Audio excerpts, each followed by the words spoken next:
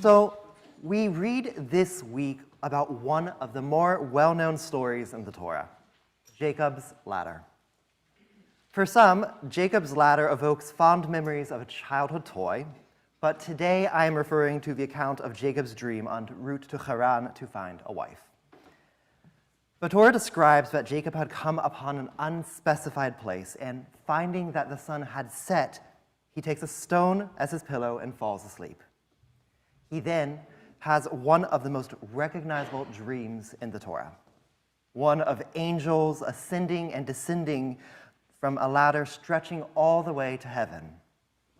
God appears to him, and in the familiar formula speaks to Jacob, affirming that they are the God of his father and of his grandfather, to whom they have given the land, and who would continue to bless and protect him.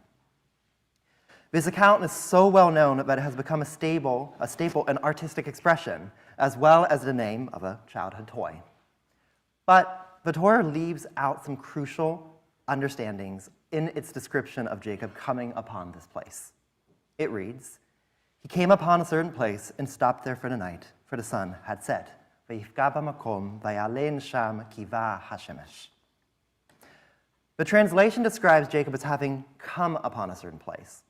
And other translations more or less describe it in the same way, saying he encountered a place, he reached the place, he arrived at the place. And while these are appropriate translations, they don't convey the full meaning of the Hebrew. A speaker of Hebrew would quickly notice this word and have a very different understanding. Other meanings from the shoresh, this three-letter root, include pagia, a strike, a blow, or an insult; pagia, sensitive or vulnerable; or lifgoa, to harm or hurt someone.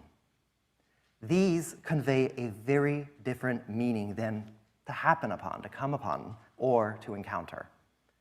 So what is going on here? By looking at other parts of this verse, the rabbis have found a way to explain it. Immediately after describing Jacob as having come upon this place, the verse tells us that he stopped because the sun had set. This could be a simple explanation for the usage of the word vayifga, and he came upon. The sun having set, he suddenly needed to stop. Traveling at night, even in our time, is a dangerous endeavor. He would be vulnerable, and he was struck by the need to make camp. But Rashi, the famous French rabbi from the 11th century, explains that the inclusion of the sun setting actually indicates something different. He writes that this implies that the sun had set unexpectedly, not in its proper time. And this would certainly speak to the language of vayifga, to strike / to come upon. And this point is driven home in the Midrash of Bereshit Rabbah, which says, "Melamed she'ishkia HaKadosh Baruch Hu, galgal chamash lo ba'onata, bishvil ledaber im Yaakov Avinu b'tzniya."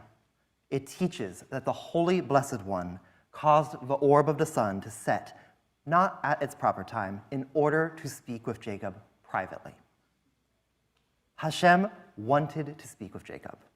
God wanted just a moment alone with him to speak one-to-one. After all, this would be the last chance for quite some time. Immediately after this scene, Jacob arrives at the well where he sees his future beloved Rachel. Thereafter, he would work for his uncle Lavan for some 20 years.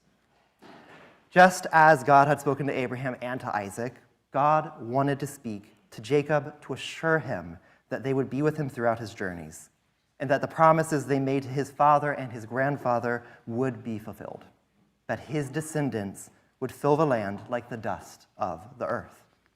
It says, "Remember, I am with you. I will protect you wherever you go and will bring you back to this land. I will not leave you until I have done what I have promised you." This story, this account of a dream, is Jacob's first encounter with God.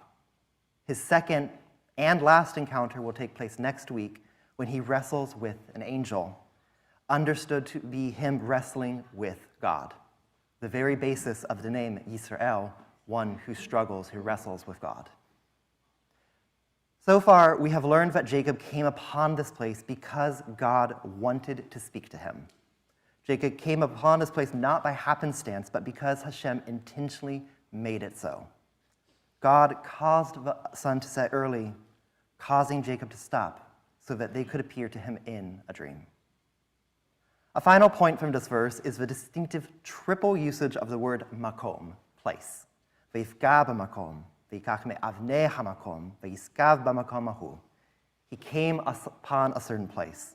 He took one of the stones of that place, and he lay down in that place. Rabbinic literature frequently makes the use of this word makom, place, to refer to God. Why is the name of the Holy Blessed One called makom? Because in every place that the righteous are, God is found with them there. Pirkei de Rabbi Eliezer. We see the use of makom most recognizably in that which we say to mourners. Hamakom yenachem etchem b'toch she'a'av le'tzion v'Yerushalayim. May the place, may God comfort you among the mourners of Zion and Jerusalem. And indeed, this understanding of makom connects back to our original point about the word vayivga, to come upon. To restate this verse colloquially, Jacob ran into God and stopped there for the night. This story of Jacob's ladder is one of the most familiar in the Torah, up there with the binding of Isaac and the crossing of the Sea of Reeds. Yet, just like any good piece of Torah, it is full of deeper meaning, just waiting to be found. Jacob encountered God. Or more appropriately, God found Jacob and reached out to him. This is a story about encounter and relationship. A story about a God who seeks an ongoing relationship with us, who finds us unexpectedly and meets us where we are. Shabbat Shalom. We will continue momentarily on page 184 of Chetzi Kaddish before we move into the Musaf Amidah. We will start off together and then continue privately after the Kedusha.